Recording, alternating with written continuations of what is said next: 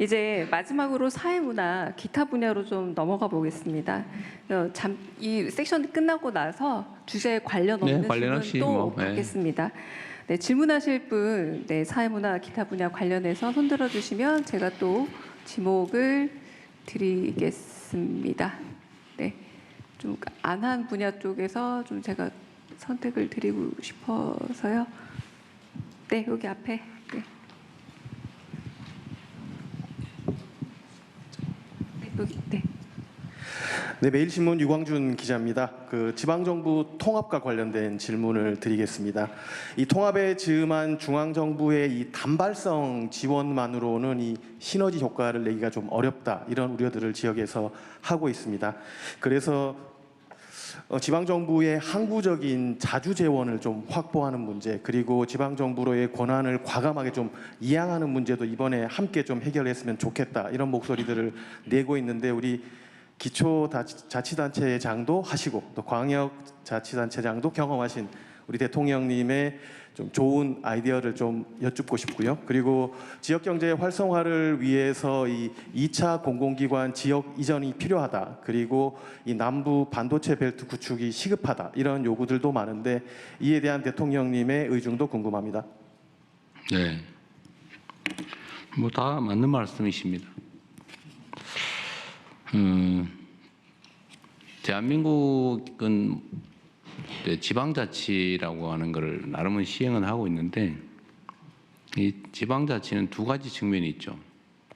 권한을 나누는 분권, 중앙이 다 잡고 있는. 근데 이걸 지방으로 이렇게 나눠서 지역으로 나누는, 권한을 나누는 분권의 문제. 또 하나는 그럼 나누기만 하면 되냐? 자치의 문제가 있죠. 주민들이 그냥 풀뿌리처럼 지역 스스로의 문제를 스스로 해결해 나가게 하는, 이 분권과 자치라고 하는 게 지방자치제도의 핵심이죠. 근데 이제 두 가지 다 좀 부족한 측면이 있습니다. 조금씩 많이 개선되고는 있어요. 그래서 기초단체장 하던 시장이 대통령으로 되고 그러지 않습니까? 작은 권한, 작은 재정을 가지고도 엄청난 실적을 내는 사람들이 가끔씩 이제 나오고 있죠. 근데 많이 부족하죠. 근데 분권의 핵심은 결국 권한과 재정이죠. 자치권을 강화한다. 근데 권한 강화도 많이 넘겨줘야 되는데 지방이 잘 안 넘겨주고 싶어 해요. 저도 대통령이 되니까 갑자기 걱정이 싹 늘어나면서 이걸 꼭 줘도 되나? 이런 생각이 드는 분야가 있어요. 근데 제가 그러면서 가끔 아니지. 내가 대통령 영원히 하는 것도 아닌데. 이러면서 반성을 하기도 합니다. 그리고 핵심은 또 재정입니다. 재정. 뭐 돈이 있어야 일을 하죠. 그래서 이번에 제가 이제 광역 통합은 해야 되는데 이게 잘 안 돼요. 왜냐하면 정치적 이해관계가 제일 크게 장애가 됩니다. 솔직하게 얘기하면 그런 거죠. 가끔씩은 이게 정치가 그 사회 발전에 도움을 주는 걸까, 장애를 주는 걸까, 이런 고민이 들 때도 있어요. 가끔씩 장애 요소로 작동될 때도 많죠. 정치가. 그리고 정치가 국민을 위해서 해야 되는데, 주권자를 위해서 정치를 해야 되는데, 실제로는 정치인을 위한 정치를 하거나 정치를 위한 정치를 하는 경우도 많죠. 뭐 끊임없이 개선해 나가야 되고, 그 개선의 핵심은 이제 우리 국민들의 관심과 참여라고 생각됩니다. 지방 분권 자치 강화, 뭐 이거는 이제 긴 목표를 두고 해 나가야 되는데, 지금 지방 재원 배분이 되게 72대 28 뭐 이렇게 얘기를 해요. 보통 이제 6대 4 정도는 돼야 된다. 자체 재원, 지방 자체 재원 규모가 28%가 아니라 40%는 돼야 된다. 근데 그건 쉽지는 않고. 근데 실제 집행은 또 75%가 지방에서 집행이 되고 있어요. 근데 왜냐하면 중앙정부가 지방을 주어서 집행을 합니다. 중앙정부가 차원을 집행하는 게 아니고 다 도, 시군에다 주어서 집행을 하죠. 근데 그게 75%는 지방의 손으로 집행이 돼요. 이게 뭐냐? 권한은 중앙정부가 가지고 실제 집행은 지방이 하고 있는 거죠. 그래서 이거를 좀 교정을 해야 되는데, 하여튼 통합은 해야 소위 5극 3특 체제, 그러니까 지방 중심에 남부는 해양 수도, 남부 벨트를 만들고 중부는 행정 수도로 행정 벨트를 만들고 이제 서울, 경기, 인천 일대는 이제 문화 수도, 경제 수도로 이렇게. 그래서 이 균형을 좀 맞추자. 근데 여기 맞춰가려면 이 규모가 다 나눠져 있어서 되질 않아요. 그래서 이거 합치자. 근데 정치적으로 잘 안 되는데 이번에 다행히 충남 대전이 이제 스타트를 했죠. 근데 이게 제가 들여다보니까 말로는 하자는데 진짜 하려고 하는 걸까? 이 생각이 좀 들어서, 그러면 재정이나 지원을 해줄 테니까 이번 기회에 좀 해보시라고 하니까 전남 광주가 갑자기 우리 하겠다고. 그래서 제가 재정을 대폭 늘려서 지원해 주겠다 그러면 대개 65대 35 정도에 해당되는 만큼을 한번 배정을 해보겠다. 장기 목표니까 통합은 미리 해준다는 차원에서. 그리고 거기서 좀 더해서 그래서 5조 원, 최대 5조 원까지 연간 4년 내 제 임기 안에 하면 4년 하면 20조 원 정도를 지원해 줄 수 있겠다. 계산을 좀 해보고 좀 무리가 발생하긴 하지만 이렇게 안 하면 통합이 안 되겠다 했더니 효과가 좀 있는 것 같아요. 뭐 정치적 고려를 해가지고 하는 건 전혀 아닙니다.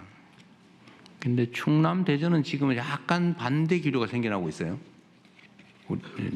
민주당이 한다고 하니까 바뀌는 거 아닌가 싶은 생각이 좀 들긴 해요. 근데 전남 광주는 확실하게 될 것 같습니다.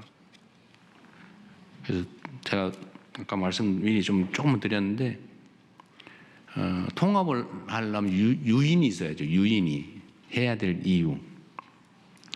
그래서 그거를 이제 몇 가지를 제가 정리한 겁니다. 첫째는 재정 지원을 대폭 늘려서 해준다. 최대 5조 원까지 연간. 근데 이건 뭐 약간 이연할 수도 있어요. 왜냐하면 5조 원을 갑자기 좀 어디 뒀습니까? 그럼 나중에 좀 이연해서 다음에 쓸 수도 있게 하자. 그다음에 여기 약간의 그 가이드라인도 좀 정해주자. 예를 들어 이거 가지고 어디 다리 놓는 거 뭐 연육교 막 놓고 이런 데 다 써버리면 어떡해요? 그것도 문제잖아요. 핵심은 지역의 산업 경제 발전 토대를 만드는 겁니다. 다시 사람이 몰려오고 그러려면 정주 여건도 만들어야 되고 문화 환경도 개선해야 되고 기업 유치도 해야 되고 기업 유치하려면 그냥 옵니까? 뭐 세제 지원이든지 뭐 고용 지원이든지 이런 것도 해줘야 되고 연구기관도 만들어야 되고 학교도 늘려야 되고 초중고도 좀 개선해야 되고 할 게 많아요. 근데 이런 것들을 좀 할 수 있게 재원을 대대적으로 넘긴다. 두 번째는 권한도 넘겨주자. 이번에는 정부 재정 부담이 너무 크니까 일은 다 끌어안고 돈 다 줘버리면 어떻게 해 나중에 큰일 나잖아요. 그러니까 일도 넘겨버리자 이번 기회에.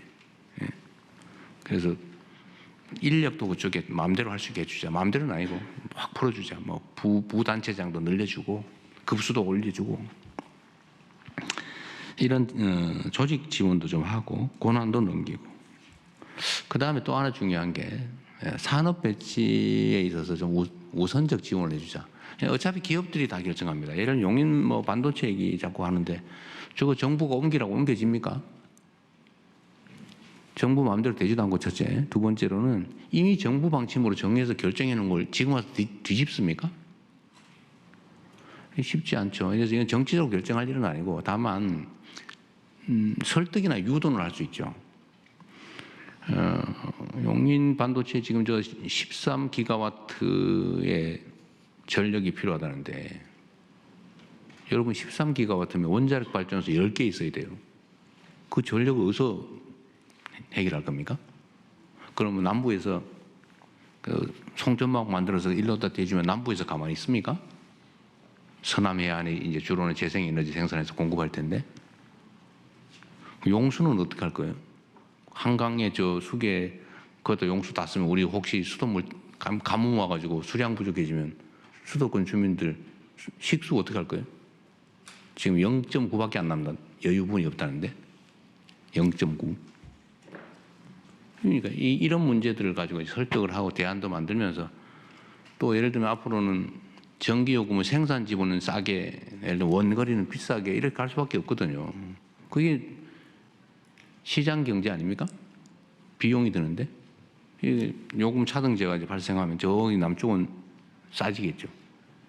근데 앞으로는 인공지능 산업이라고 하는 게 전기 먹는 하마인데 이 에너지 먹는 하마들인데 에너지 없는데 비싼 거 가지고 있겠어요? 제가 보기에는 자연스럽게 재생에너지 중심 사회로 바뀔 거기 때문에 재생에너지가 많은, 즉 에너지 가격이 싼 송전 안 해도 되는 그 지역으로 갈 수밖에 없어요. 근데 그걸 우리 유도해 가면 되죠. 어쨌든 이런 것도 있고 설득도 있죠. 국가 균형 발전이라는 차원에서 좀 당장은 어렵지만 길게 보면 훨씬 거기가 땅값도 싸고 인건비도 싸고 물가도 싸고 에너지도 싸고 우리가 싸게 해주고 세금도 깎아주고 규제도 완화해주고 인프라 구축도 많이 해주고 저기 교육 연구시설도 많이 만들어주고 사람들의 정주 환경도 많이 개선해 줄 테니까 차라리 글로 가는 게 나중에 장기적으로 낫습니다. 이렇게 설득할 수도 있죠. 이렇게 해서 이제 기업들이나 산업 배치를 좀 몰아가는 것도 이제 해야 되죠. 그리고 이제 그 중에 하나 직접적인 효과가 있는 게 이제 공공기관들인데 아직도 뭐 한 3, 400개 있다고 하니까 그 중에 뭐 다 옮길지는 모르겠어요. 어쨌든 다시 또 2차, 3차인가 모르겠는데 하여튼 공공기관 이전을 대대적으로 해야 되는데 저는 뭐 대대적으로 할 생각이에요. 근데 이거를 따로 흩어 놓으면 효과가 없어요. 다 주말 되면 서울 온다는 거 아닙니까? 어디 보니까 공공기관 이전해 놓고는 서울 가는 전세버스로 주말 되면 서울 가게 차를 대주고 있다 그래서 내가 못 하겠어요. 그 공공기관 이전 효과가 없지 않냐 그거. 그래서 이거 좀 몰아서 하되 광역 통합을 하는 데는 좀 우선적으로 더 많이 집중해서 보내자. 이러면 이제 유인이 생기잖아요. 그래서 단발성이 아니라 좀 목표를 뚜렷하게 가지고 재정, 조직, 또 산업 배치 뭐 이런 등등의 여러 가지 장치들을 만들어서 드라이브를 한번 거는 중입니다. 근데 이게 쉽지가 않아요. 잘 안 됩니다. 아까 말씀드렸다시피 정치적 이해관계가 끌리기 때문에 일단 정치인들이 결정하는 거잖아요. 근데 그 정치인들이 싫어할 수 있거든요. 또 설득해야 되지만 쉽지 않다. 근데 이번이 기회 같습니다. 물론 이번에 다시 이제 시도지사들이 다 뽑히면 통합하려고 그러겠어요? 안 하고 싶지. 말로는 한다고 할지 몰라도 속마음은 안 하고 싶을 가능성이 많기 때문에 그럼 동력이 붙기가 어렵죠. 그래서 이번이 기회다. 그래서 근데 너무 많이 할까 봐 걱정이에요. 갑자기 막 대구 경북도 한다 그러고 저 부산 경남 울산도 한다 그러고 근데 한꺼번에 하면 이게 재정이 좀 걱정입니다. 너무 한꺼번에 해가지고 저는 한두 군데 될까 말까 이렇게 생각했는데 뭐 4개가 동시에 한다 그러면 이게 약간 재정에 충격이 오는데 그러면 또 수를 또 생각해 봐야죠. 네. 대통령님 원래 시나리오상 제가 읽어야 될 멘트가 아쉽게도 준비된 시간이 그거 좀 이따 하세요. 다된 것 같습니다. 네, 좀 이따 하시고. 원래는 네. 지금부터는 말씀드리고요. 자유롭게 하시죠. 맞습니다. 네, 다음 질문하실 분 손 들어 주십시오. 네. 그냥 아무나 빨리 하세요. 네, 시간 오마이뉴스 없으니까. 이경태 네. 기자님. 네. 뭐 평소에 마음에 이건 번외니까 평소에 감정 있는 대로 다 해서 제 하세요. 중요한 역할 중 하나가 공정하게 하는 거예요? 마음대로 하세요. 마음대로. 공정과 시간. 질문 기회 주셔서 감사합니다. 네. 오마이뉴스 이경태 기자입니다. 네. 그 대통령 윤상혁 기자. 오마이뉴스의 이경태 기자입니다. 네네. 그 아까 말씀하신 용인 반도체 클러스터 전력 문제 관련해서 질문드리겠습니다. 그 전력이 많이 필요하기 때문에 지금 송전선로 변전소 설치에 관련해서 지금 지역 주민들의 반발이 거셉니다. 특히 입지 선정위원회의 어떤 졸속 운영 그리고 비민주성에 대해서 지역민들이 반발이 커지고 이것이 수도권과 비수도권의 어떤 갈등으로도 격화되고 있는데요. 이에 대해서 아까 전에 말씀하신 부분들이 보상책이 될 수는 있겠는데 구체적으로 정부가 어떻게 지역 주민들을 설득하고 어떤 보상을 줄 수 있을지 고민하고 있는지 대통령님의 생각을 듣고 싶습니다. 네. 이건 아까 뭐 미리 말씀드린 거라서 그냥 간단하게 말씀드리겠습니다. 기업들의 배치 문제는 제가 전에도 뭐 자주 말씀드린 건데 정치권에서 부탁한다고 해서 되지 않습니다. 기업은 돈이 되면 부모가 말려도 해요. 돈이 안 되면 아들이 부탁해도 딸내미가 부탁해도 안 합니다. 그게 기업이에요. 경제적 유인이 가장 중요하죠. 누가 오고 손해나는 일을 망할 일을 하겠습니까? 불가능하죠. 이게 기업 입지 문제도 마찬가지예요. 그런 여건을 조성해야죠. 여건을. 갈 수 있는 여건을. 장기적으로 혜택이 됩니다. 뭐 정부가 가진 수단은 많아요. 그런 얘기 여러분도 있죠. 아시겠지만 시장을 이기는 정부도 없지만 정부를 이기는 시장도 없습니다. 시장과 정부는 그런 관계죠. 용인 반도체 문제가 워낙 규모가 크고 또 이게 뭐 2048년, 50년 뭐 이렇게까지 계획된 거잖아요. 저 죽은 다음에 이길 것 같은데. 왜 웃으세요? 더 살 것 같아요? 자신 없어요. 하여튼 아주 한참 뒤의 일이긴 한데 지금 이제 정부의 정책으로 결정을 해놓은 거를 지금 제가 뒤집을 수는 없어요. 그러나 말씀드린 것처럼 뭐 어쩔 수 없는 환경이 도래할 가능성이 많고 또 일면 지역 균형 발전 차원에서 제 입장이라면 또 뭐 저는 뭐 이제 4년 몇 개월 남았나? 저는 맨날 그거 쉬고 있는데 그 후에 민주당 정권이 재집권을 혹시 하더라도 결국 방향은 뻔하죠. 그럼 지역 균형 발전, 지산 지소, 전기가 생산되는 지역에서 쓰여지게 해야 된다. 이거 대원칙이에요. 지금처럼 이렇게 수도권으로 다 몰아가지고 저 지방에서 전기 생산해가지고 막 송전 딱 대대적으로 만들어서 송전하고 이게 안 돼요. 주민들이 가만히 있습니까? 벌써 지역 연대 투쟁체를 만들고 있던데 그 송전단 대량으로 만들어서 끌어오는 거 안 될 겁니다. 그렇다고 용인에다가 무슨 원자력 발전소 만들 거예요? 가스 발전소 몇 개 만든다고 하던데 그걸 대체 몇 개나 만들어요? 그거 어떻게 감당합니까? 쉽지 않아요. 아까 얘기했는데 용수는 어떻게 할 건데? 그래서 이런 점들을 잘 설득하고 이해하게 하고 또 딴 데 가서 해도 지장이 없거나 손해가 안 나게 아니면 이익이 되도록 만드는 게 정부 역할이죠. 뭐 지난한 일이긴 한데 대한민국 발전의 거대한 방향을 통째로 바꾸는 거라서 에너지가 엄청나게 많이 필요합니다. 말씀드린 것처럼 지방 균형 발전, 그다음에 안정과 평화에 기반한 발전, 모두의 발전, 성장 이게 지금까지 방향하고 많이 반대잖아요, 사실은. 그래서 에너지는 많이 들지만 우리 국민들께서 힘을 모아주시면 또 정부를 믿고 힘을 모아주시면 어쨌든 거대한 방향 전환이 가능할 거다. 네, 그 중에 한 부분이다. 이해해 주시면 좋겠어요. 네, 이번에 네. 여성부만 손 들어보세요. 네, 그러나 사회문화 기타 분야의 유튜브 채널 질의 영상이 그래요? 준비되어 있습니다. 아, 미리 네. 녹화까지 해놨습니다. 그래요? 그럼 네. 해야지. 네, 대통령께서는 영상 시청 후 답변해 네. 주시면 되겠습니다. 청년들에게 문화예술 콘텐츠를 제공하고 있는 문화 전문 유튜브 채널 널 위한 문화예술의 질의입니다. 안녕하세요. 문화예술 미디어 널 위한 문화예술의 대표 오대우입니다.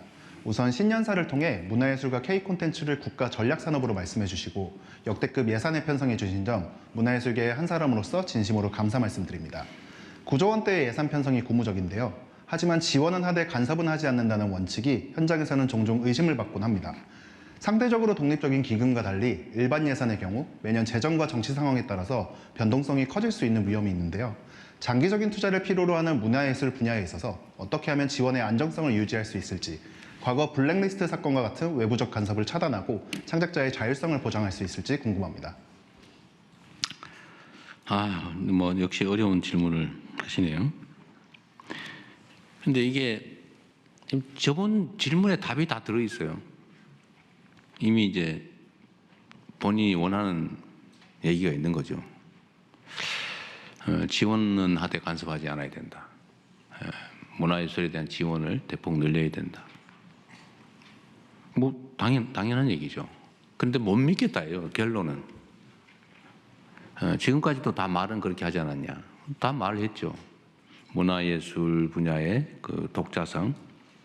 문화예술이라고 하는 것은 창의성을 기본으로 하기 때문에 자율성과 독립성이 보장이 되지 않으면 창의성이 생겨날 수가 없어요.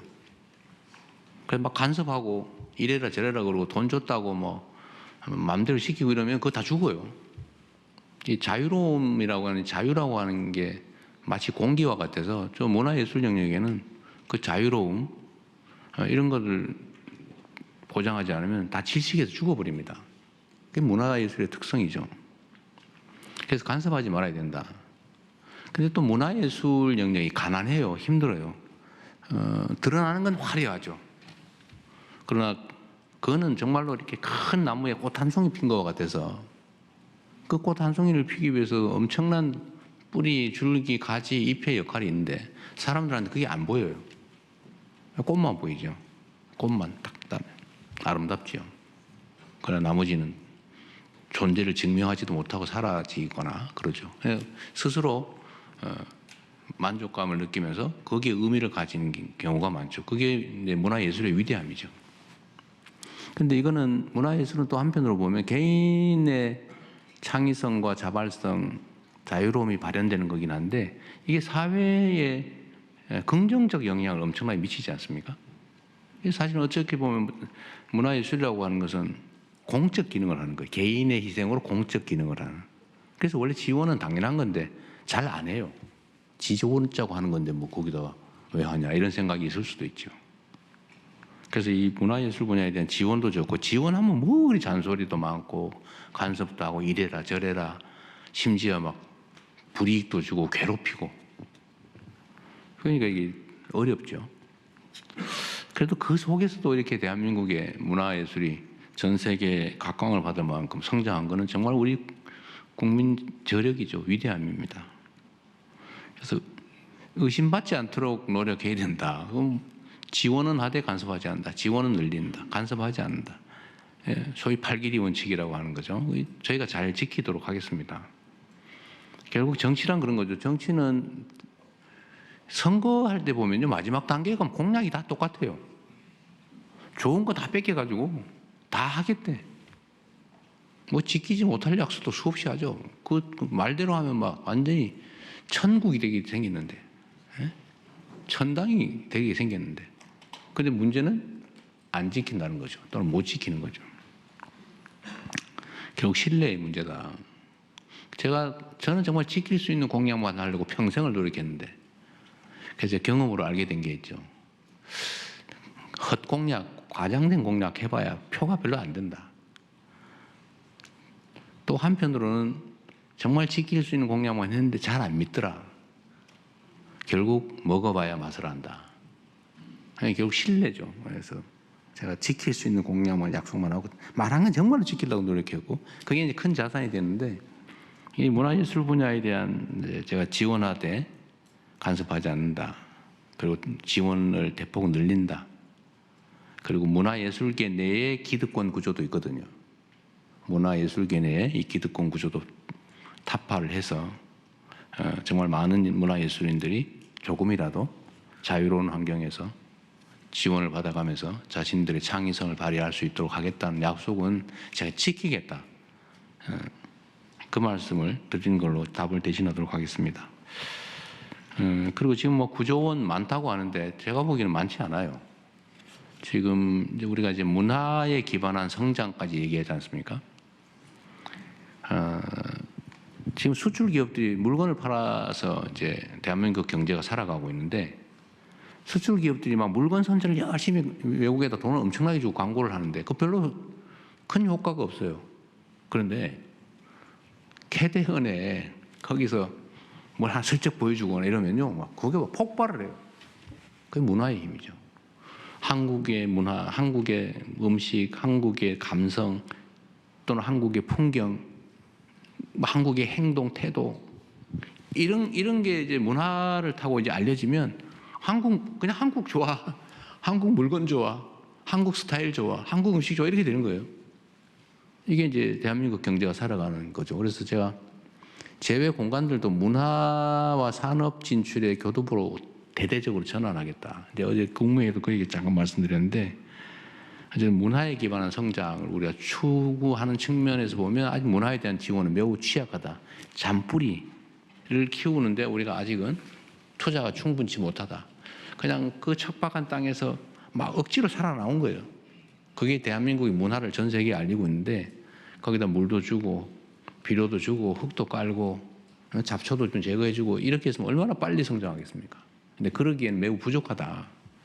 그래서 하도 답답해서 제가 이거 추경이라도 해야 되는 거 아니냐, 문화예술 분야 지원이. 지금 뭐 영화계도 망한다 그러고 뿌리가 썩어 들어간다는데 지금 해외에서 그런 분석을 하거든요. 제가 봐도 좀 그런 위험성이 있어요. 그래갖고 겉은 화려한데 꽃은 정말 화려하게 피었는데 뿌리가 썩고 있어요. 새로운 싹이 자라지 못하고 있어요. 무슨 뭔 플릭스인지 뭔지 거기에 다 뺏겨가지고 지금 국내에 무슨 작품 제작이 아예 안 된다고 하잖아요. 이거 어떡할 거예요? 극장 다 문 닫아가고. 그래서 심지어는 극장에 개방한 영화를 그 무슨 OTT인가 이런 데 틀으려면 다른 나라로 막 10년, 1년 후에나 틀어라 이런 법 조항도 있대요. 6개월 후, 뭐 90일, 60, 우리나라 아예 그런 거 없다는 거죠. 홀드백. 네? 홀드백 규정이. 네, 뭐 하여튼 우리나라 아예 그런 게 없다는 거 아니에요? 근데 뭐, 그 사람들이 극장 갈 이유가 없어요. 좀 있으면 OTT에 나오는데 뭐하러 극장 갑니까? 집에 앉아가 요거만 하고 있으면 되는데. 그냥 살아남을 수가 없어요. 그냥 이런 제도적 보완도 해야 되는 거죠. 하여튼 제작비 지원도 해야 되고. 하여튼 지원해야 되는 게 많은데 지금 많이 부족한 것 같아서 문화를 위한, 문화에 기반한 성장을 얘기하는 마당에 추경의 기회가 있다면 좀 문화예술 분야 지원을 좀 늘려야 되겠다 했더니 추경한다고 소문이 나가지고 엄청나게 뭐 몇 조, 몇십 조씩 혹시 적자 국채 발행해가지고 추경하는 거 아니야? 뭐 이런 걱정하는 사람들이 있던데 그런 건 안 합니다. 그거는 그렇게 되지는 않고 또 세원이 여유가 생기고 또 추경을 하는 기회가 생기면 문화예술 분야에 대해서 좀 집중적으로 늘리겠다 그런 취지라는 거 이해해 주시기 바랍니다.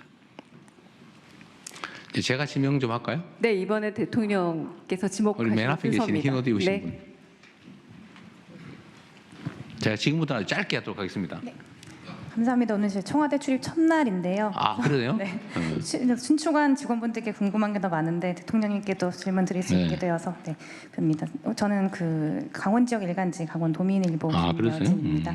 네, 저는 올림픽 얘기를 좀 하고 싶은데요. 네. 올해 이탈리아에서 동계 올림픽이 네. 있습니다. 메가 스포츠 이벤트들이 상당히 많은데 지금 우리나라에서도 동학의 올림픽을 다 치른 경험이 있고 또 전주에서도 하계 올림픽을 준비하고 있는 것으로 아는데요. 지금 올림픽 전문가들 사이에서는 그 동계 올림픽을 치를 수 있는 국가들이 상대적으로 적다. 그래서 다시 한번 한국이 가져갈 수도 있다라는 진단이 나오고 있습니다. 혹시 대통령님께서는 이 스포츠 메가 이벤트 관련해서 다시 한번 이 올림픽을 한국으로 유치할 수 있는 것에 대한 구상 그리고 현재 가지고 있는 올림픽 유산을 어떻게 이어나가야 하는지에 대한 생각도 좀 듣고 싶습니다. 평창올림픽의 경우는 평화도 그렇고 문화도 그렇고 여러 레가시가 많은데요. 네. 좀 이어가는 노력이 좀 부족한 것 같아서 그에 대한 구상 네. 듣고 싶습니다. 이번에 그 이탈리아가 올림픽을 3번째 연다고 하는 것 같아요. 대한민국도 이제 88 올림픽을 통해서 국제적으로 많이 알려지고 그 외에 이제 스포츠 강국으로 계속 성장 발전해 왔는데 앞으로도 저는 국제 대회들 가능하면 좀 열어 나가는 게 국가 발전에 도움이 된다고 생각합니다. 가능하면 유치하도록 노력해 보겠습니다. 네, 또 네. 더 빨리빨리 해서 합시다. 네, 이번에 제가 좀 경향신문 정원보 기자님. 네. 네, 경향신문 정원보 기자입니다. 저는 검찰 개혁 좀 여쭤보고 싶은데요. 그러게 그 얘기를 왜 안 하나 그랬어요. 네, 그래서 기다렸습니다.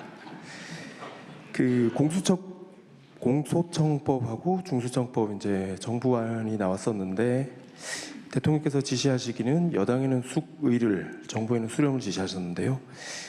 여기 법안 자체에 대한 대통령의 평가에 관해서는 들은 바가 없는 것 같습니다. 그리고 과연 이제 어떤 구조로 어떤 방향으로 검찰 개혁이 이루어져야 된다고 생각하시는지 말씀 듣고 네. 싶습니다. 제가 인사 문제도 검찰 인사는 뭘 그리 어렵습니까? 또 각종 개혁 조치도 검찰이 관계된 건 뭘 그리 복잡하고 어려운지 모르겠어요. 이게 다 업보지요, 업보. 저는 뭐 극단적으로 그런 생각이 들기도 합니다. 검찰이 하도 저지른 업보가 많아가지고 마녀가 된 거 아니냐. 뭐든지 미운 거예요. 뭐든지 믿을 수가 없어요. 제가 어찌 보면 이 마녀 같은 진짜 마녀 말이에요. 가짜 마녀 말고 검찰에 가장 많이 당했다고 생각해요. 제가 기소된 것만 한 20건 되는 것 같아요. 20건. 문제만 되면 증거 뭐 없어서 다 기소해가 너 한번 고생해봐. 그리고 혹시 코드 맞는 판사 있으면 유죄 받아가 너 한번 죽어봐. 제가 2002년부터 시작된 일이죠. 제가 검찰이 관련된 소위 파크뷰 특혜 분양 사건 그 폭로했다가 그때부터 검찰과 야견이 시작됐습니다. 그 PD가 와가지고 우리 하필이면 그 전에 막 나 검사인데 뭐 이렇게 전화하다가 안 돼가지고 제 사무실에 난 인터뷰하려고 있었는데 그때 마침 콜백이 온 거예요. 그 저끼리 와 나 검사인데 그걸 막 통화한 게 옆에 있네. 이따가 나 오후에 내 재판 준비를 해야지. 나 바빠 죽겠네. 이따 하도 뭘 희한한 나도 모르는 얘기 하고 있길래 가서 나 한번 들어봐서 카메라에 대고 하여튼 뭐 그래서 결론은 검사를 사칭 범죄로 질문을 가르쳐줬다. 검사 이름 가르쳐줬다. 그러니까 너 공범이다. 그때가 시작이었어요. 저를 잡는 게 목표였죠. 진짜 이 전화하고 나 검사인데 말이야 너 나한테 사실대로 이렇게 봐줄게 뭐 이렇게 전화해가지고 이게 다 풀어버린 거죠. 그 시장이. 그 사람은 처벌도 안 됐어요. 나만 처벌됐어. 그게 시작이죠. 파크뷰 특혜 분양 사건에는 검사들이 관련이 있었죠. 대장동. 그 검사들이 해먹은 거 아닙니까?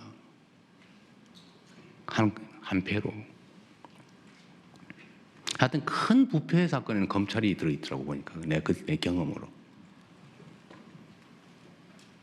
그래서 그 악연 이후로 뭐 건수만 되면 기소돼가지고 다행히 이 법원에서 무죄를 제가 무죄 받은 것도 참 많아요.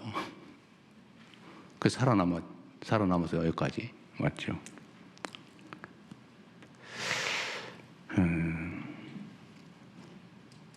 근데 검찰은 첫째 문제는 있는 사건을 덮는다.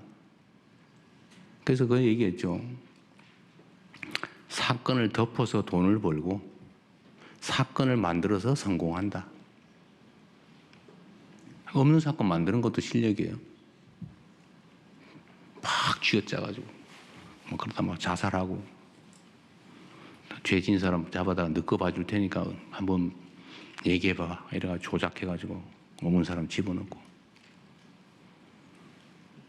하여튼 덮는 것도 힘이고 만드는 것도 힘이죠. 근데 이걸 너무 많이 해가지고 결국 온 국민들이 의심하고 검사는 아무것도 하지 마. 지금 그렇게 된 겁니다. 그 제가 권력이라고 하는 건 부패나 남용의 가능성이 얼마든지 있기 때문에 그래서 삼권 분립도 하는 거예요. 한 사람이 다 권력은 위험하잖아요. 견제와 균형을 이루어야 된다. 권력은 언제든지 부패하기 때문에 남용되기 때문에 그래서 남용의 여지를 줄여야 된다.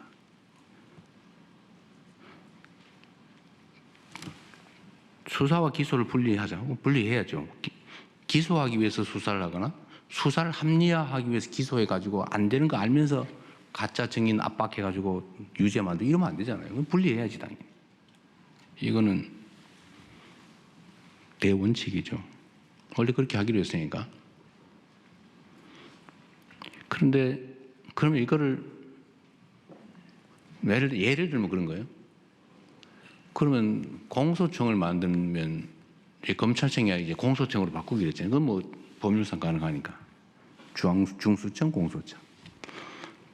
공소청의 책임자 이름을 명칭은 뭐라고 할 거냐? 공소청장이라고 할 거냐? 검찰총장이라고 할 거냐? 공소청 안에는 검사들이 일하는데. 근데 헌법에 검찰총장이라고 써져 있어요. 헌법에. 검찰총장이 뭐 한다. 검사가 뭘 한다. 이렇게 써져 있어요. 근데 그거를 헌법에 어긋나게 검찰총장이 없애버리면 됩니까? 그런데 검찰 안 돼. 검찰자 쓰지 마. 공소청장이라 해야 돼. 지금 이러고 있잖아요. 못 믿겠으니까. 미우니까. 의심되니까. 그 의심이나 미움이나 이거 다 이해하죠. 그러나 법을 체계를 어길 수는 없다. 예를 들면. 근데 그런 걱정이 있는 거죠. 보완 수사이기. 저는 보완 수사를 안 하는 게 맞다고 생각해요. 그러나 예외적으로 필요한 경우가 있어요. 공소시효가 이틀밖에 안 남았는데 예를 들면 송치가 왔어요. 이틀밖에 안 남았어. 간단하게 어디 물어보면 돼. 예를 들면. 그런데 이거를 보완 수사가 전면 금지가 되면 경찰로 다시 보내고 가는데 이틀, 오는데 이틀 하고 끝나버려요. 예를 들면 이런 경우 어떡할 거예요? 간단하게 확인하면 될 일을.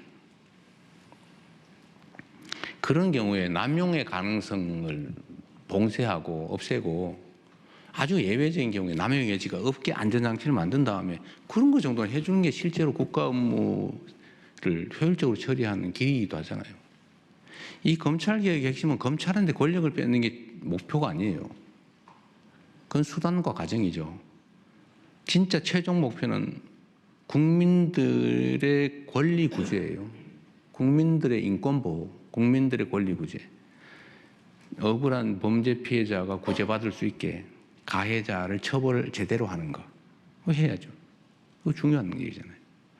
억울한 피의자가 없는 죄 뒤집어 쓰거나 지은 죄 이상으로 가혹하게 대가를 치르지 않게 하는 거. 인권보호. 이거 중요하잖아요. 이게 목표지. 누군가의 권력을, 조직의 권력을 뺏는 게 목표가 아니란 말이에요. 그건 수단과 과정이죠. 근데 이게 용서가 안 되는 분들이 있어요. 이해해요. 이때까지 저지른 일이 있으니까. 하여튼 요만큼만 여지가 생기면 악용을 해가 나쁜 짓을 하니까. 의심이 정당화됐죠. 그러니까 이걸 봉쇄해야죠. 그거 동의해요. 그럼 어떻게 할 거냐.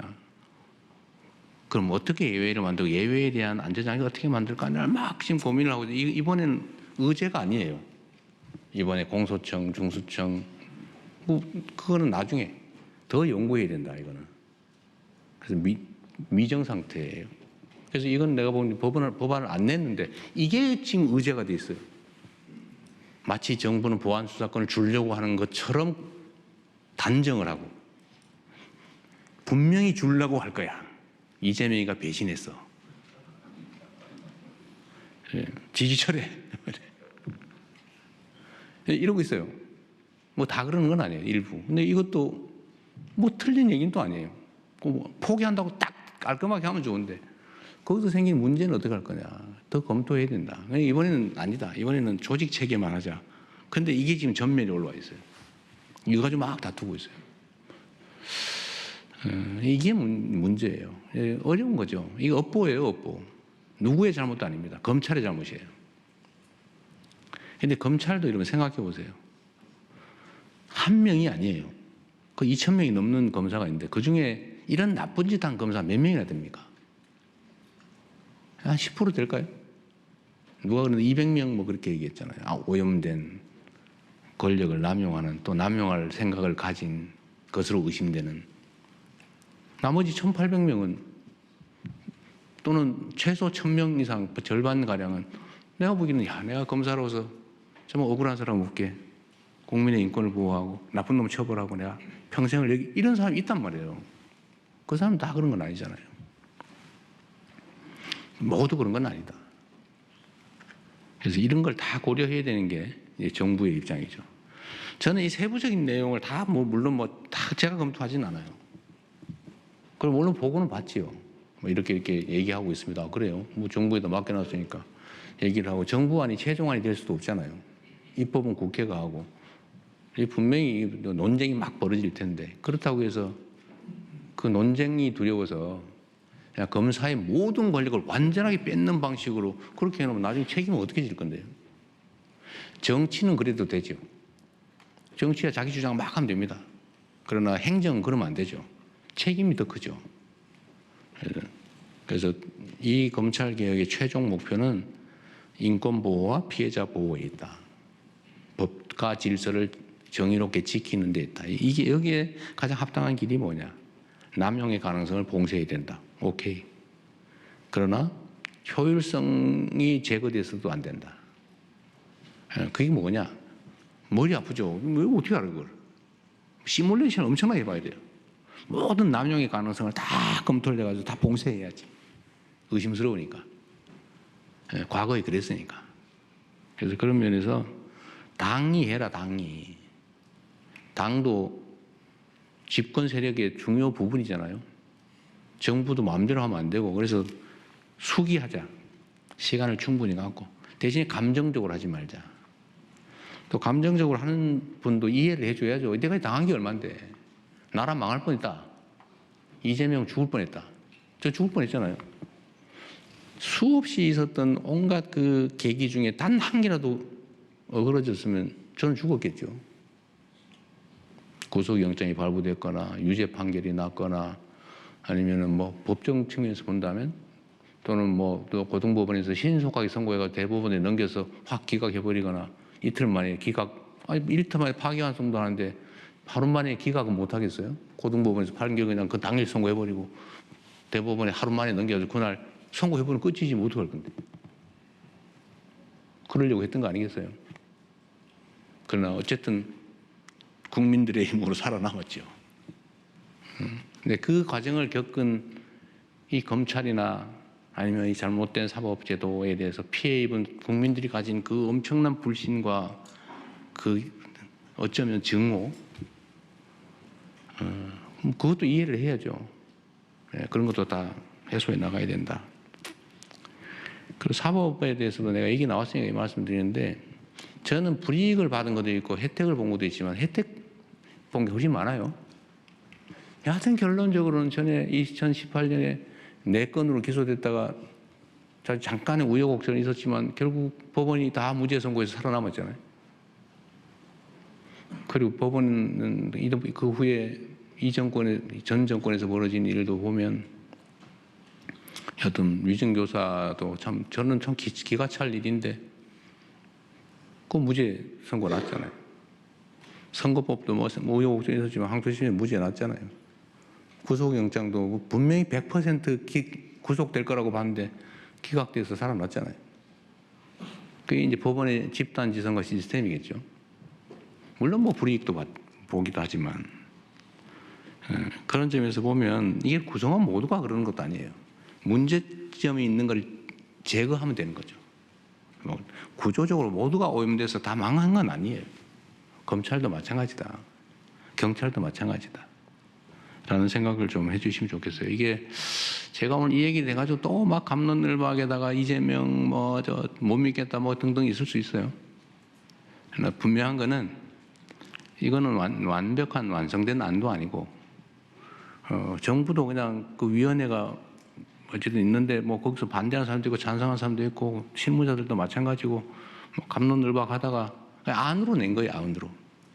그래서 당과 논의하고 여기서도 아마 의견이 하나로 탁 몰리지는 않을 겁니다. 국민들께도 열어놓고 국민들도 토론하시고 그래서 정말 효율적이고 남용 가능성이 없고 인권보호와 피해자 구호에 도움이 되는 법과 정의와 질서를 유지하는 데 가장 도움되는 효율적이지만 정의로운 남용 가능성이 없는 안전한 검찰 수사제도, 기소제도를 만들자. 말이 좀 길었는데 일이 복잡한 만큼 말이 길었으니 이해 부탁드립니다. 네.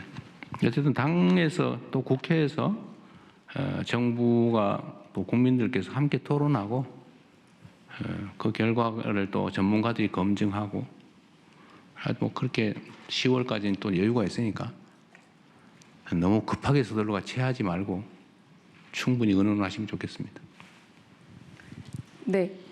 이번에는 대통령께서 혹시 한번 네. 지목해 주시면. 아니 난뭐 내가 하면 편파적이라 할 것 같아요. 아, 네. 그러면 저기 황영기 기자님, 홍영희 기자님, 네.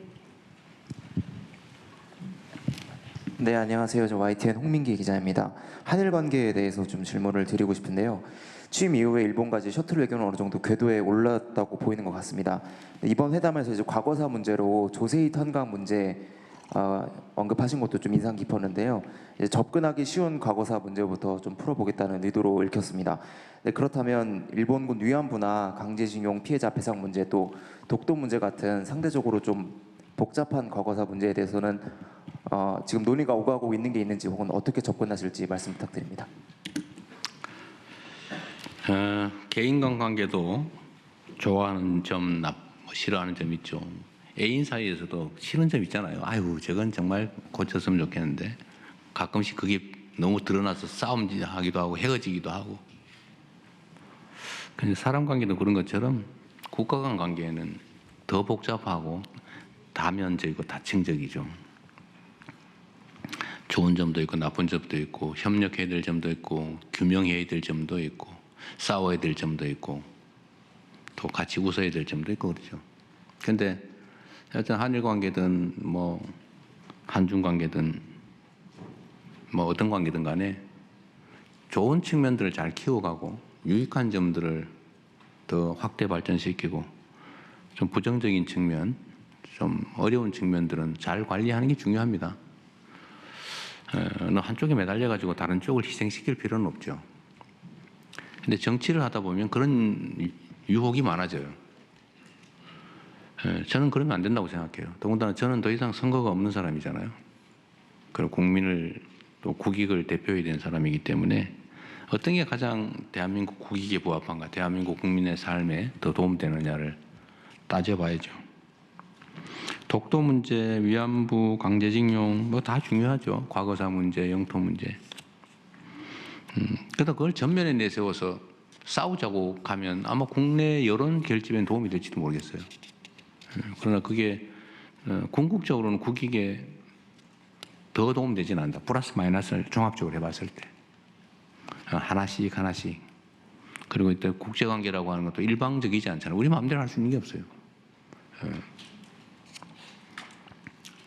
그러면은 상대가 용인할 만한 또 수용할 수 있는 문제를 조금씩 해결해 가는 게 좋죠.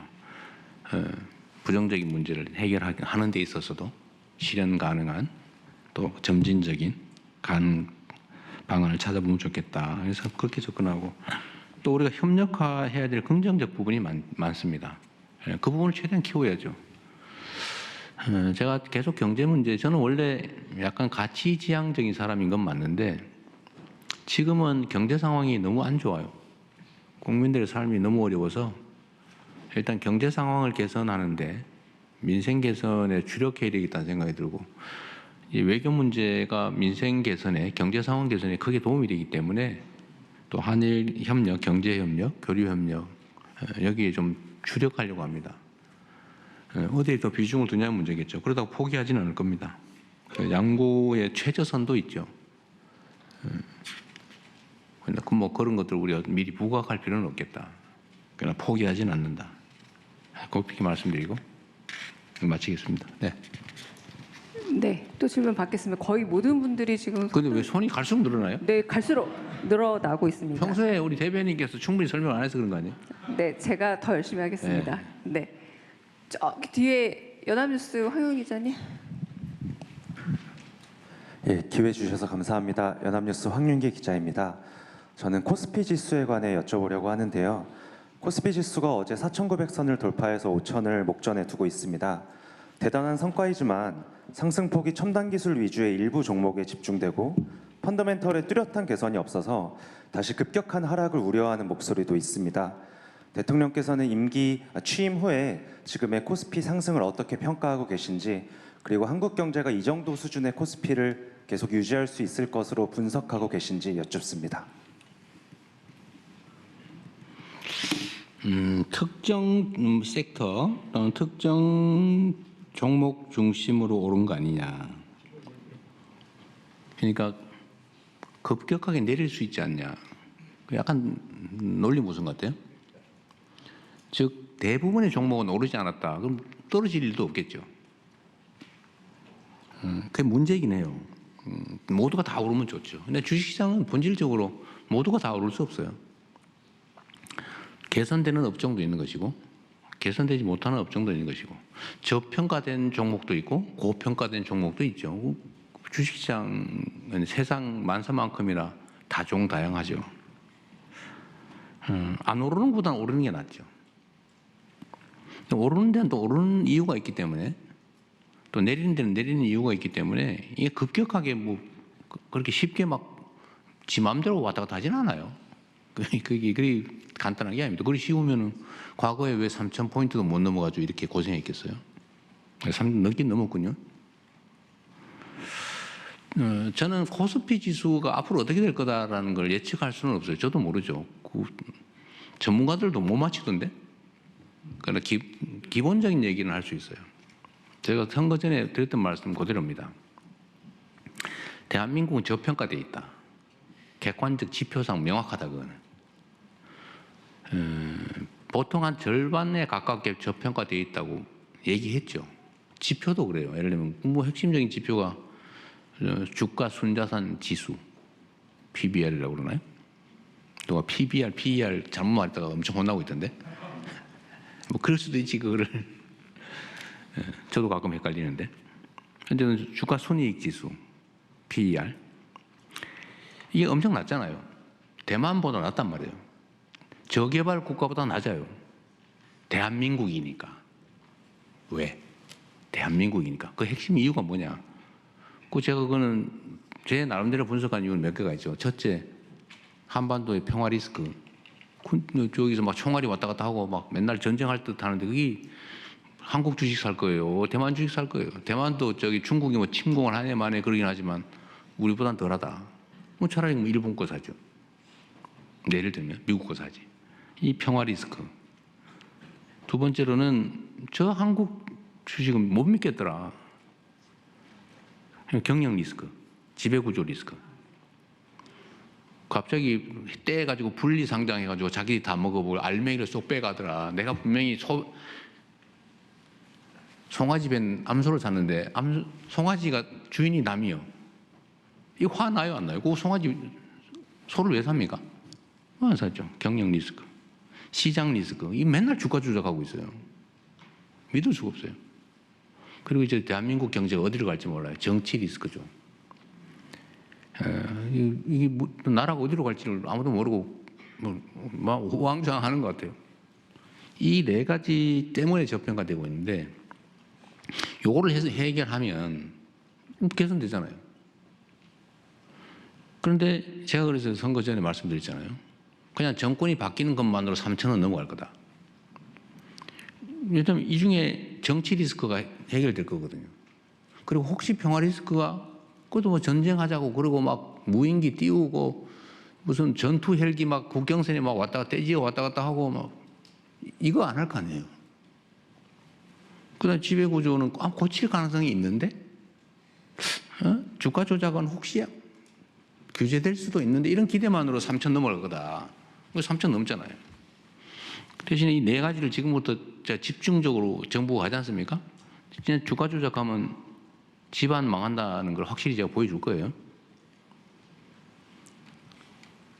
근데 그냥 주가 조작하는 사람 정신 차리라니까요. 우량주 장기 보유하세요. 그 정신에. 그러니까 이거 없어진다. 경영 지배 리스크 그거 없애야죠. 공정하게.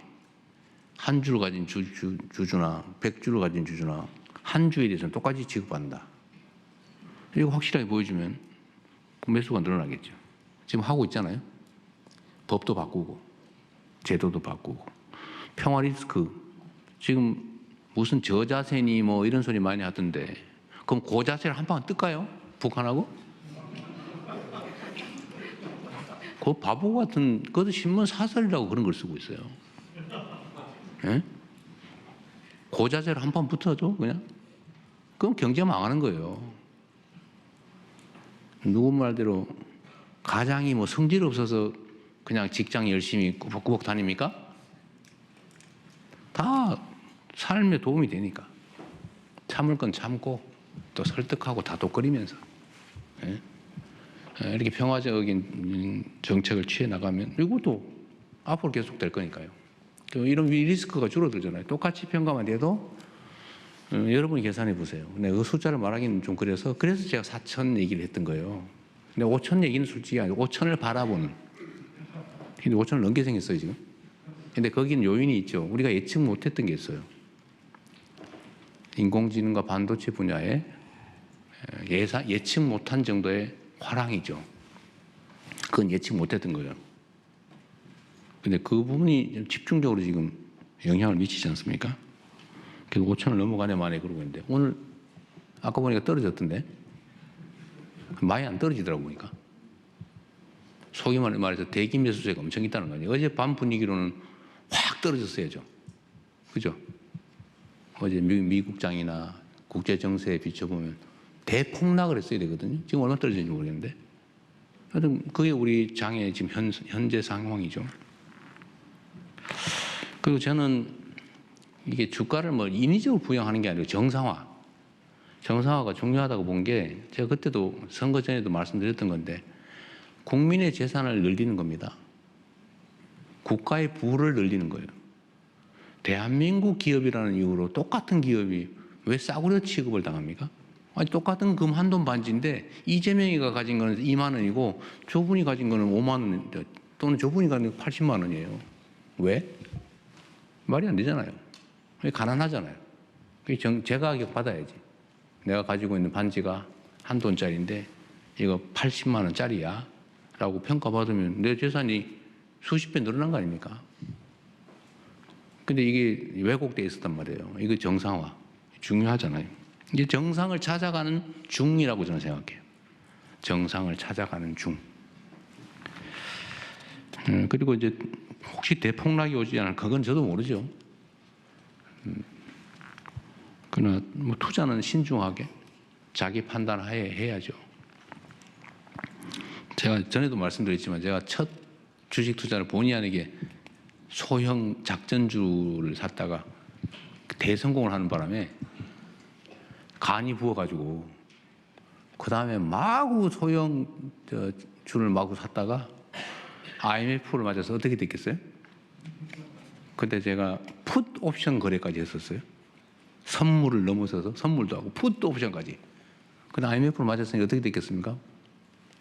풋 옵션을 팔았는데 1,000원, 2,000원 벌겠다고? 완전히 막 엉망진창이 돼서 전 재산을 날렸는데 그 다음부터 교과서대로 해서 본전 사였다고 했잖아요. 하여튼 주식 투자는 각자가 알아서 잘 해야 되는 일이다. 아무도 책임져 주지 않는다. 정상화는 꼭 필요하고요. 정상화 과정 중에 있다. 네. 떨어질 거 얘기 물어보지 마세요. 네, 대통령님 지금까지 15개 아, 질문 소화하셨고요. 예상된 시간에서 짧게 몇 가지 더 하셔야 되고. 무려 44분이 지났다는 거 한 번 더 알려드리고 네. 이분들이 안 바쁘신 것 같아요. 네, 조금 더 제가 조금 조율은 해보겠습니다. 네, 보셔가지고 다양하게. 네, 여기 박준영 기자님. 제가 이름을 다 얼굴은 좀 알 것 같은데 이름을 몰라가지고 내가. 안녕하십니까 대통령님. 저 데일리 한국의 박준영입니다. 질문 기회 주셔서 감사합니다. 네. 저는 대규모 개인정보 유출 사태가 발생했던 쿠팡에 대해서 질문드리고 싶습니다. 아시다시피 쿠팡은 한국에서 매출의 90% 이상을 올리면서도 미국 기업임을 내세우면서 미 의회를 상대로 로비를 벌이고 있습니다. 네. 쿠팡을 포함해 글로벌 플랫폼 기업이 국내 규제를 회피하려고 할 때 대통령께서는 통상 마찰과 경제 주권 수호 사이에서 어떤 식으로 대응하실지 궁금합니다. 뭐 글로벌 기업이든지 국내 소기업이든지 관계없이 법과 원칙에 따라서 상식적으로 대처하도록 할 겁니다.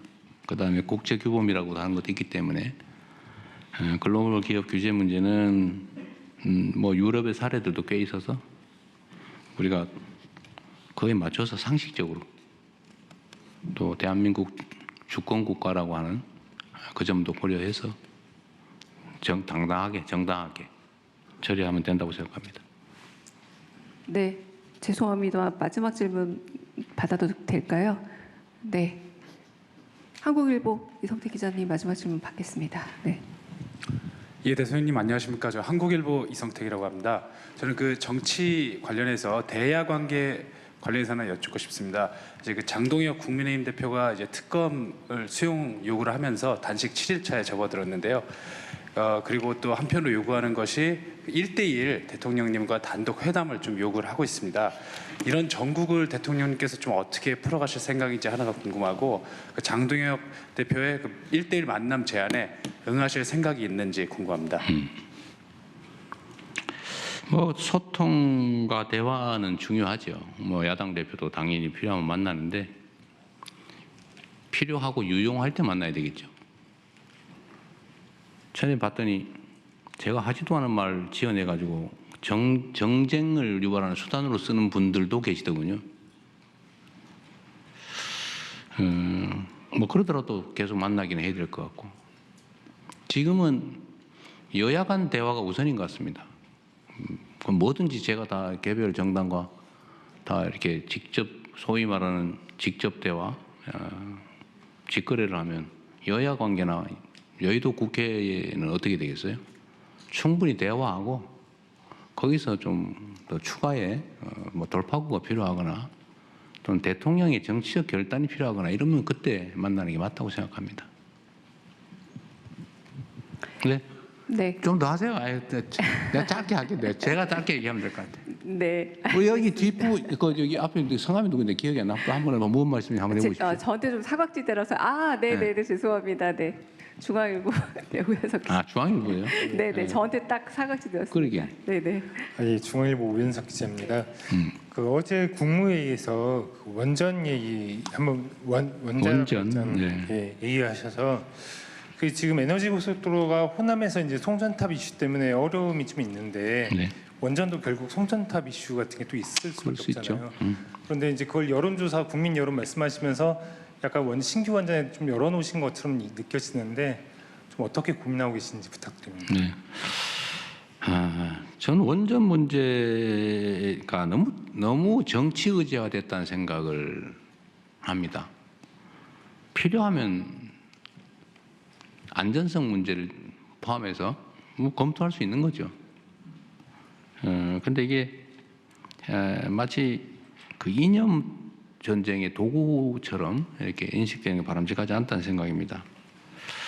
그리고 최근에 이제 국제 추세나 또는 에너지의 미래 이런 것들을 좀 고민을 해보면 엄청난 에너지 수요가 있는 건 사실인 것 같고 또 재생에너지의 간헐성 문제, 그러니까 낮에는 발전이 되는데 바람 불 때는 발전이 되는데 그럼 아닌 때는 아예 안 되고 이런 문제, 이런 문제에 대한 대응, 소위 기저전력을 어떻게 확보할 거냐 문제, 하여튼 이런 것들을 다 많이 고민을 해봐야 되겠다.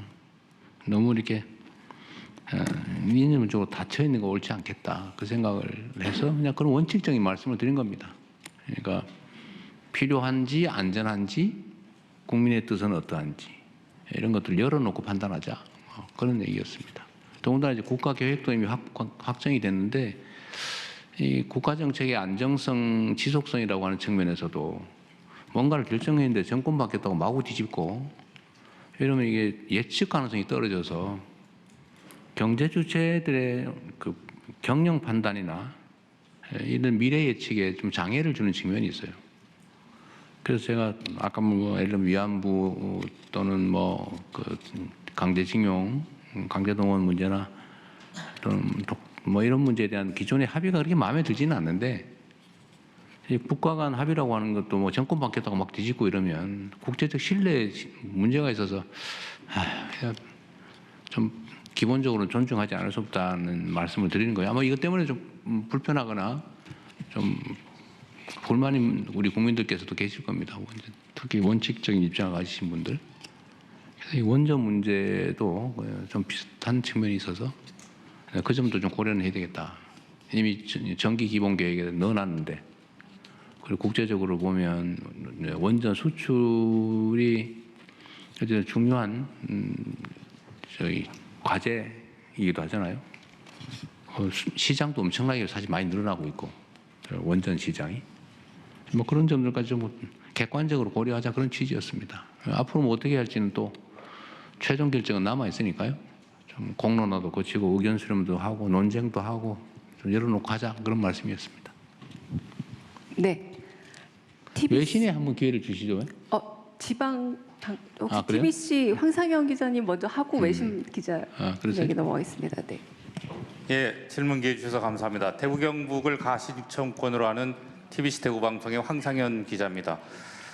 지금 올해 국정 방향이 지방에 방점을 두는 것 같아서 감사의 마음을 먼저 전합니다. 그런데 그 지역의 공공재인 지역 지상파 방송들이 많이 어렵습니다. 생존의 위협을 받고 있는데 이게 결국 지역민들의 피해로 돌아갈 수밖에 없습니다. 또 국회에서 예산이 통과됐는데도 그러니까 증액됐는데도 삭감된 경우도 있고요. 이에 대한 대통령님의 생각과 또 정책 방향을 듣고 싶습니다. 네, 뭐 어려운 문제죠. 그건 뭐 국회 예산 심의 과정은 저도 뭐 얘기는 들었는데 그게 뭔 말인지 잘 모르겠더라고요. 어쨌든 뭐 법 규정 체제상은 문제가 좀 있었다고 하는 것 같고, 지역 언론뿐만이 아니라 이제 언론 진흥이라고 하는 거는 뭐 중요한 국가적 과제죠.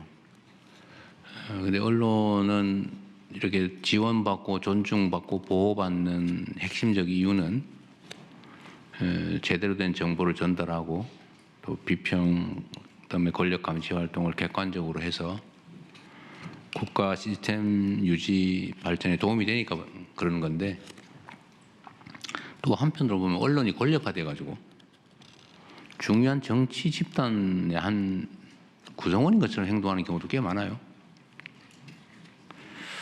그리고 이제 요즘은 이제 소위 뉴미디어의 역할도 매우 커지고 있죠.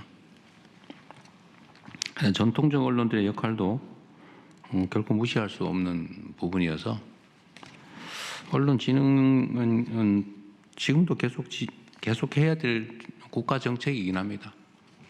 근데 이 지역 지방 방송 지원은 어디 홍보수석이 거기 있어요? 어제도 준비를 하고 있다고 그러신 것 같아요.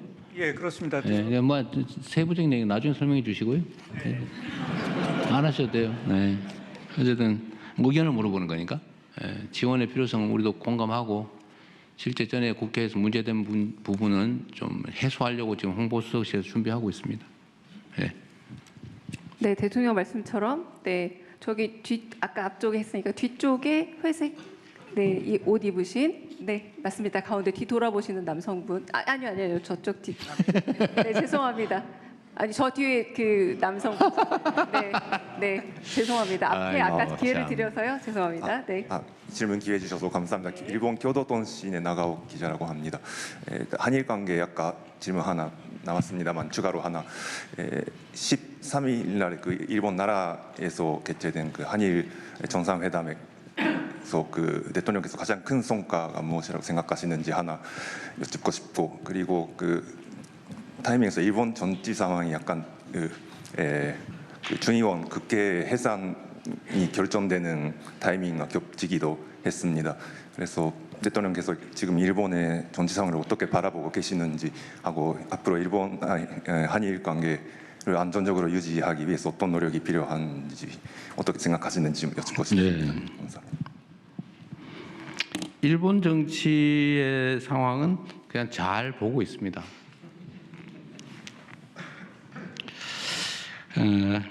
이번 한일 정상회담의 성과라고 한다면 정상 간 신뢰 강화, 그리고 한일 국민들 간의 공감도의 제고, 이런 게 큰 성과가 아닌가 싶어요.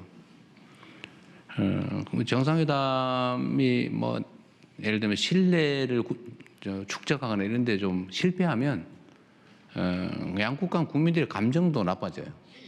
물론 그게 또 교류와 협력에도 악영향을 미치죠. 근데 이번에 한일 정상회담에서는 다카이치 총리께서 각별한 배려를 해주신 덕에 한일 관계는 정서적으로도 매우 많이 좋아졌다고 판단이 되고 또 실질적인 영역에서도 많이 개선될 여지들을 우리가 만들어냈다라고 생각됩니다.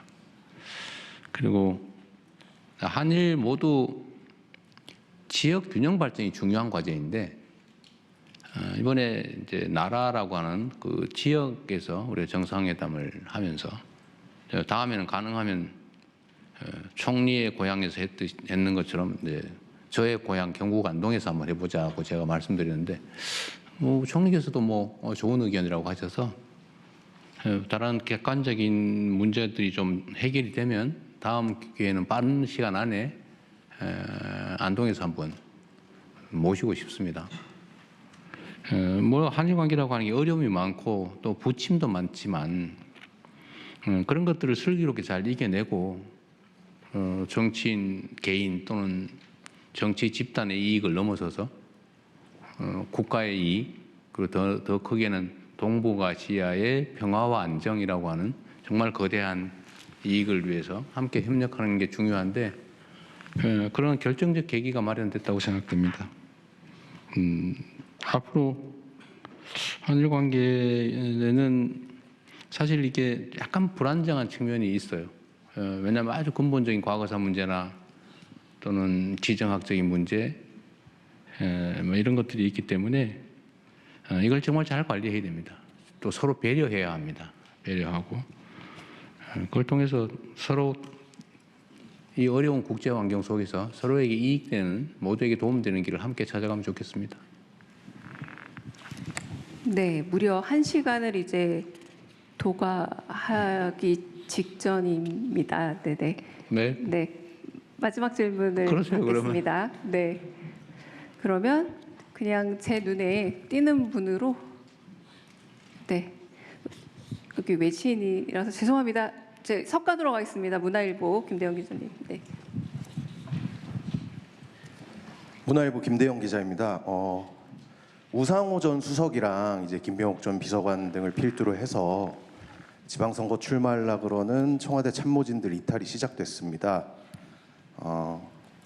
그 중에서도 사실 기자들도 그렇고 국민들도 그렇고 많이 관심을 가질 것 같은 부분이 대전 충남이 이제 통합이 되면 여권 내에서 어떤 후보군이 나올 것이냐일 텐데 제가 사실 30대인데 제 주변에 이제 대통령님 지지하는 친구들 얘기를 들어보면 그 친구들이 대통령님하고 여기 계신 강훈식 비서실장님의 사이를 서로 사랑하는 사이다 이렇게 좀 표현을 하더라고요. 그래서 제가 질문 드릴 부분은 대통령실 참모진의 지방선거 출마가 대통령님의 국정 운영에 득이 된다고 생각하시는지 그리고 사랑하니까 떠나보내실 수 있는지 이렇게 궁금합니다.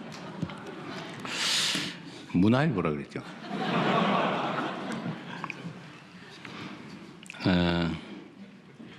저는 제 아내를 사랑합니다.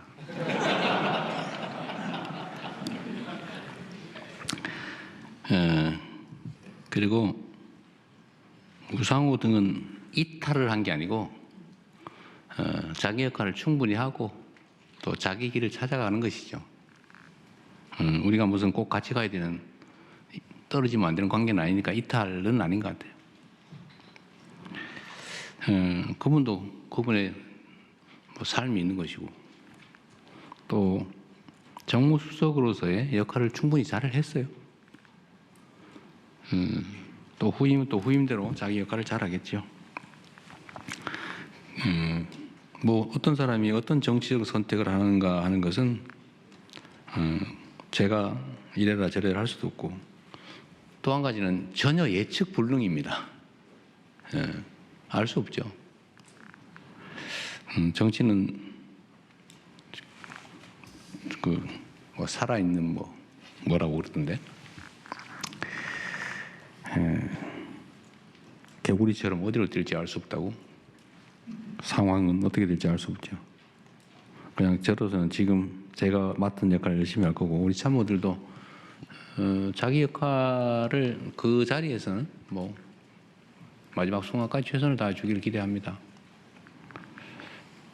근데 뭔지 사랑하는 사이로 징그러. 아닙니다. 네. 네. 대통령님께서는 여사님을 모두를 사랑하죠. 사랑하신다는 우문의 현답을 주셨습니다. 네, 국민 여러분을 대신해서 국내외 언론 잠깐만요. 여러분들과 저기 나 이거 네. 꼭 물어봐야 되겠다는 뭐 진짜 시간이 지연돼도 이건 꼭 물어봐야 네, 되겠다. 그럼 요거는 절실하다. 대통령께서 지목 한번 해주십시오. 아니 머리 많아요. 밤새려고 그러세요? 네. 저기 얼굴은 안 보이는데 흰 팔. 네, 뭔 말씀인지 한번 네, 그렇게 안녕하세요. 절박한지 한번 들어보겠습니다. 네, 안녕하세요. 저는 신화일보 김가혜 기자라고 합니다. 대통령님 어제 그 국무회의에서 2차 종합특검법이 의결이 됐는데요. 이게 이제 최장 수사 기간이 170일이다 보니까 올해 그 6월, 3월 지방선거에 영향을 끼치지 않겠느냐는 우려의 목소리가 나오고 있습니다. 여기에 대한 대통령님 생각 궁금합니다. 감사합니다. 선거에는 봄바람조차도 영향을 미치죠. 바람이 세냐, 약하냐, 따뜻하냐, 춥냐, 비 오냐, 비 안 오냐, 모든 게 선거에 영향을 미칩니다. 그 특검은 뭐 거기에 영향을 미치는지 안 미치는지 잘 모르겠어요. 뭐 어떤 측면이든지 영향이 없을 수는 없겠죠. 그러나 특검을 안 하더라도 원래는 합동수사본부 또는 경찰의 수사팀들이 구성이 되어 있어서 수사를 하기 때문에 내가 보기엔 그게 특검이냐 아니냐는 별로 영향이 없지는 않겠지만 크지는 않을 것 같아요. 저는 그게 어떤 사람이든지 뭐 나하고 가깝든 멀든 그 점은 분명합니다. 부정부패는 청산하자. 저는 제 평생 부정한 돈을 받거나 부정한 돈을 쓰지 않고 정치적으로 나름 성공했기 때문에 저는 다른 분들 정치하는 분들한테도 그 점은 확실하게 말할 수 있어요. 대한민국 국민들의 민도는 돈으로 매수하거나 또는 부정한 뭐 이상한 걸 하지 않더라도 얼마든지 지지받을 수 있다. 그걸 보여줬다는 게 중요하다고 생각해요. 그리고 앞으로는 반드시 그렇게 가야 됩니다. 그런 점에서 뭐 저는 피와 가리지 않고 그게 뭐 특검이든 검찰이든 경찰이든 원칙대로 엄정하게 수사할 건 하고 진상은 가려서 책임은 엄정하게 물을 건 묻고 또 억울한 사람 생기지 않게 하자는 점은 다를 바가 없기 때문에 저는 특검이냐 아니면 일반 검찰 경찰이냐 큰 차이는 없을 것 같아요. 네. 그 진짜 억울해서 꼭 해야 되겠다면 해보세요. 저는 자꾸 그러지 마. 뭐 이렇게 억울한 일을 많이 만들어가지고. 그러게요. 제가 아니, 대통령 한 번만 할게요. 너무 정보가 많아서요. 네네. 이번 남자분으로 네. 여기 누구신지 모르겠는데 노란 두 번째 줄에 뭐 이걸로 마지막으로 하고 네. 그리고 나중에 그러겠습니다. 사적으로 한번 하시든지 하시죠. 네, 대통령 저는 작지만 정직한 언론 기자뉴스 이준희 기자입니다. 저는 어디요? 기자뉴스 이준희 기자입니다. 기자뉴스. 네. 저도 한 10수년 만에 처음 질문을 대통령께 드려가지고요. 감사드립니다. 제가 드리고 싶은 질문은 이 국가보안법 문제를 좀 질문 드리고자 하는데요. 어제 그 최근에 통역당 재건 사건 관련해서 언급도 하셨지만 그 억울한 피해자 특히 국보법 7조 관련해서는 이 고무 찬양 조항이 독소 조항으로 여전히 작용하는 부분이 있습니다. 그래서 이 국보법 개정이나 이 폐지에 관해서 대통령의 입장 있으시면 좀 부탁드립니다. 좀 천천히 생각해 보겠습니다. 네, 또 저기 유튜브 언론 있죠. 박형광 기자님. 네. 한번 세 분 지금 추가로 좀 더 하기로 하지 않았어요? 그건 아직 저희가 논의 중이고요. 지금 세 분이에요? 네, 지금 세 분 계십니다. 우리 박형광 기자 한번. 얼마 전에 이분이 그 유명한 박형광 결혼을 기자고. 하셨습니다. 네, 검소민주다 뉴스공장의 박형광 기자입니다. 결혼 축하합니다. 감사합니다. 오늘 기자회견 참석하려고 신혼여행 미루고 왔어서. 그랬어요? 네, 질문 안 하면 억울할 안 했으면 큰일 날 뻔했는데. 네. 네. 기회 주셔서 고맙습니다. 그 20대 국정 지지율에서 20대 국정 지지율이 70대보다 낮다라는 여론조사가 계속 나오고 있습니다. 2030 세대의 정치 성향은 온라인 커뮤니티, 유튜브, 소셜 미디어 등을 통해서 형성되고 있다라는 분석도 계속 주를 이루고 있는데 이것이 그 온라인상의 어떤 가짜 뉴스가 배포되고 있는 것과 좀 상관관계가 있다라고 보입니다. 대통령께서는 정부 공식 발표보다는 좀 자극적인 정보의 영향을 많이 받는 청년들과 소통하기 위해서 좀 어떤 방안을 강구하고 계신지 궁금합니다. 민주당 그리고 저에 대한 지지율이 이제 20대 남자 그리고 이제 60, 70대 나이가 드신 분들한테서 상대적으로 낮은 건 사실이죠. 그 중에 이제 20대 그 중에서 특히 또 20대 남자 여기는 글쎄 저는 가짜 뉴스 때문이라고는 단정하지는 않습니다. 저는 그런 것 때문이라고 생각해요. 우리 사회의 이제 성장 발전이 이제 지체가 되면서 이제 기회 총량이 줄어들었고 청년 세대들의 그 진입이 사회 진입이 매우 어려워졌죠. 그리고 그 중에서도 상대적으로 이제 20대 남성들은 예를 들면 군복무라든지 또는 뭐 여러 영역에서 상대적으로 좀 불리한 상황에 처했다라고 생각을 하게 되는 것 같습니다. 그 점은 저는 타당성이 있다고 봐요. 그리고 더 심층적 조사에 의하면 20대들이 그 보수적이 된 건 아니고 개별 사안에 대한 판단들을 보면 여전히 진보적이라고 해요. 정책에 대한 선호도나 판단에 있어서는 그러나 행동 자체는 지금 정권에 대해서 좀 반대되는 경향이 좀 많다. 근데 그거는 뭐 결국 그 정치나 아니면 우리의 책임이라고 생각해요. 기회가 많이 줄어들었고 기성 체제 또는 기득권에 대해서 저항감을 갖는 게 또 당연하잖아요. 그런데 자기들은 기회가 없는데 어쨌든 아마 20대들이 보기에는 민주당도 이재명도 상당한 기득권자 아니겠어요? 그리고 저항하는 뭔가 이렇게 불만이 있고 또 20대, 10대, 20대는 질풍노도의 시기이기도 하고요.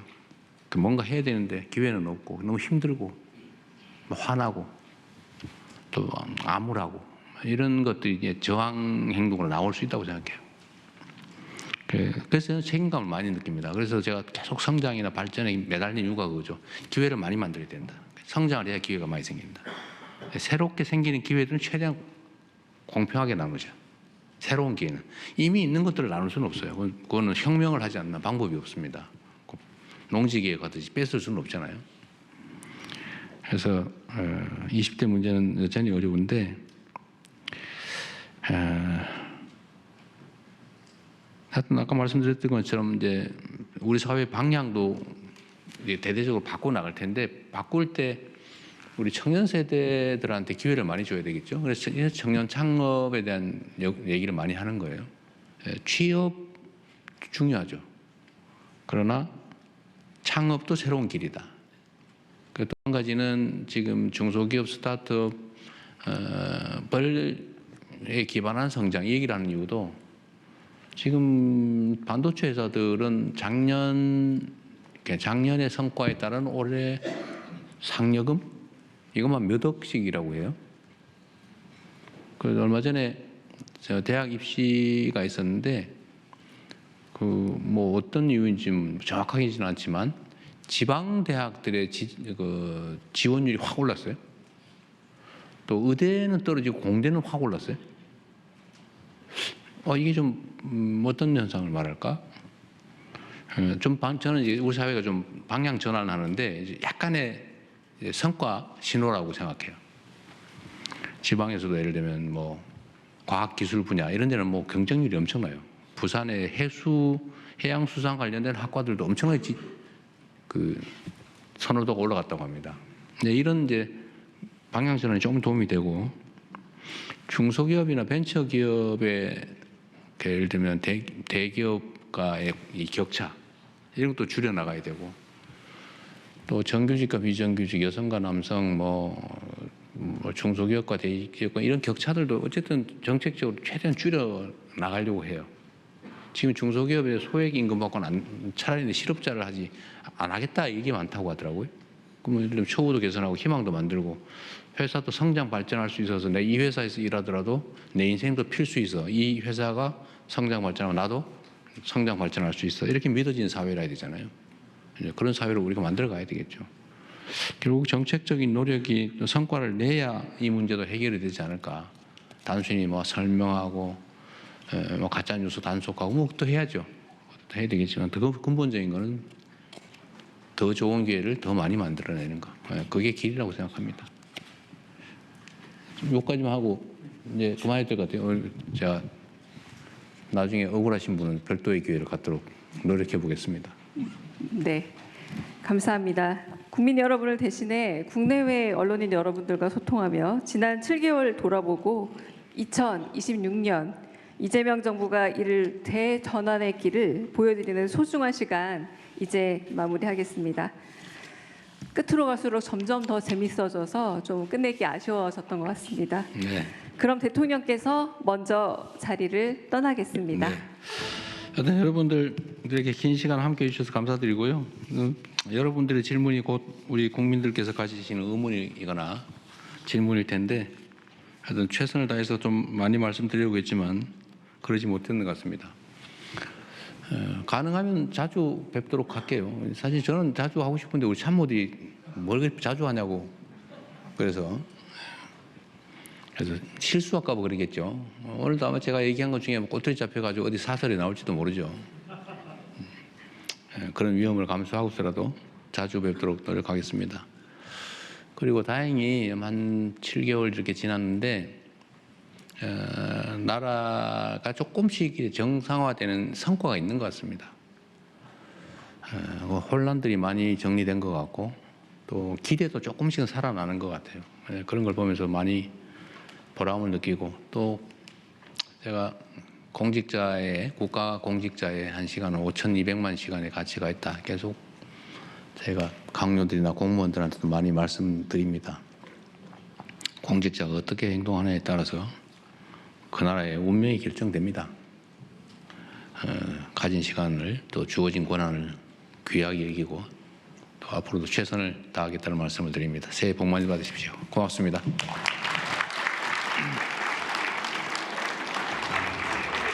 이쪽으로 대통령 이쪽으로.